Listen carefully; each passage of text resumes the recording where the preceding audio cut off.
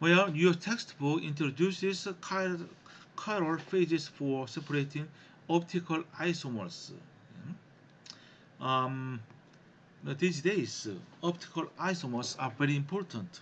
Yeah? You know the optical isomer, or the enantiomers. Right? Look at this amino acid. Yeah? Optical isomer means that an mm, except optical properties, all other properties are the same. Yeah? Look at this one. This is L amino acid, okay? And this is D amino acid. They are identical in uh, in what in every manner, yeah? Because it has the same structure, precisely same structure. But only difference is that they do not superimpose. Okay? In other words, they are mirror images each other. Okay?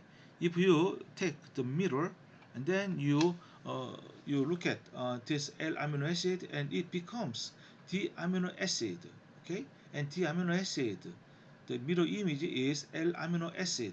It's like our hands, right hand and left hand. They are identical, but only difference is that they don't superimpose. Okay, so these optical isomers, they have exactly the same chemical and physical properties, but optical properties are different. Yeah, that is the only difference. Okay, and um, that kind of phenomena is called chirality. Okay, chirality means they have uh, optical isomers. Okay, actually, the chirality, this optical isomers, was found by French chemist Louis Pasteur, yeah, when he examined the crystals of the wine skin. Yeah, as you know, in France, wine is very popular, right? And in wine skin, and he found, many crystals. Yeah? The crystal is tartarite crystal, right? The one of the components of wine. Yeah? And then when he sees through, saw the crystals through the microscope, and then he found there are two types of crystals. Yeah? Everything is the same, but crystals are mirror images. Okay, and then he inferred that all the components are the same, but only the way these atoms combined are different. Okay, so Louis Pasteur is a discoverer of optical isomer. Okay, and since then, many research have been done on these optical isomers. All right, and why it is that important? Because uh, the what drugs usually drugs um, this one effect, yeah, depends on optical isomer. Okay, for example, if this L amino acid is effect for a disease, but T amino acid is not, okay, so the modern organic synthetic chemists are concerned with these optical isomers, right? When they synthesize new or compounds, they must consider the optical isomer, right, the chirality. Otherwise, that synthesized molecule, you know, is not meaningful. Okay, yeah. And one optical isomer has a good effect, but the other type, the other optical isomer, uh, may have a bad effect. Yeah? So it is very important to control the optical isomer. But now in this chapter, uh, the question is it possible to separate these optical isomers? The answer is yes. Okay, answer is yes. But how? Yeah? Another question is how.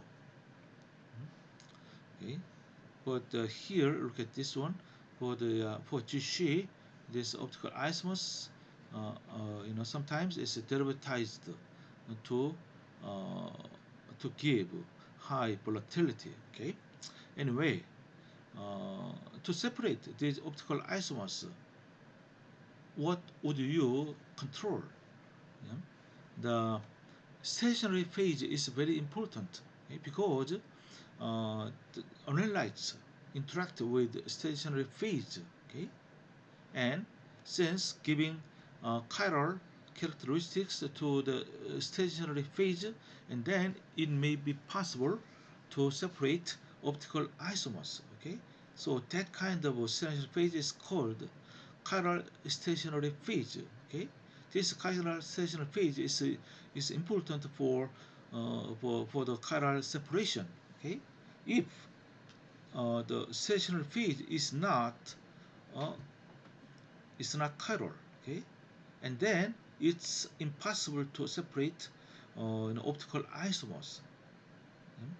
But what kind of chiral molecules are there? What kind of chiral the stationary phase is there? Yeah?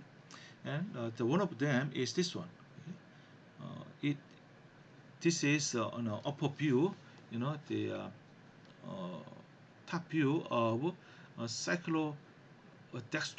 Yeah? Cyclodextrin has this kind of structure, oval structure. Yeah?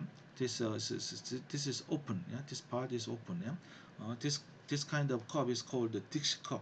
Anyway, and this cyclodextrin is composed of uh, glucose, whose numbers are 6, 7, 8.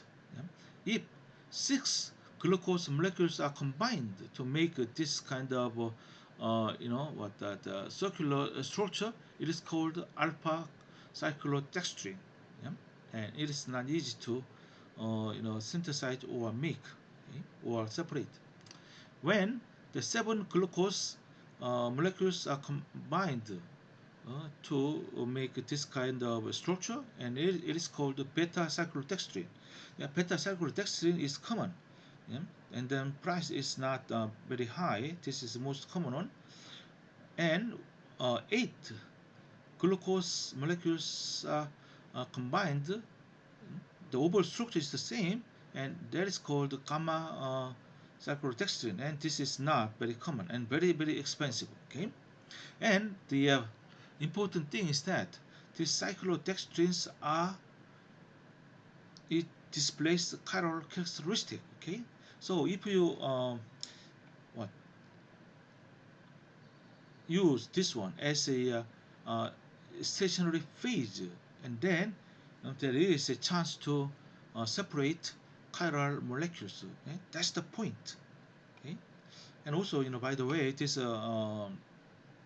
cyclodextrin has a cavity inside here, so these cyclodextrins are very very widely studied for for many uses. Okay, and this inside there is a cavity, and this cavity size just depends on the types of CD, alpha, beta, gamma. Gamma CD gives the largest cavity, and alpha CD has the lowest cavity, yeah, because of the different numbers of glucose molecules. Okay, and the outside, OH groups are exposed outside, and then this CD molecules are quite soluble in water. Okay? And here is the example of enantiomeric separation. Okay, and let's see which one is the separated this molecule here, the chlorinated pesticide. I don't know the name of this one. Okay, and they used a stationary feed containing 10% fully methylated beta cyclodextrin. Okay, which is chemically bonded to polymethylsiloxane. Okay, and then this pesticide, yeah, it has two isomers. Okay, they are enantiomers each other, and it's, yeah, look at this one, and then these enantiomers are well separated using beta cyclodextrin, mm, bonded to the uh, polymethylsiloxane. Okay, yeah, look at that. Okay, so why? Enantiomers have different affinities for CD cavity. Okay, so different enantiomers have different affinities for the chiral column, yeah, chiral stationary phase. Okay, very good.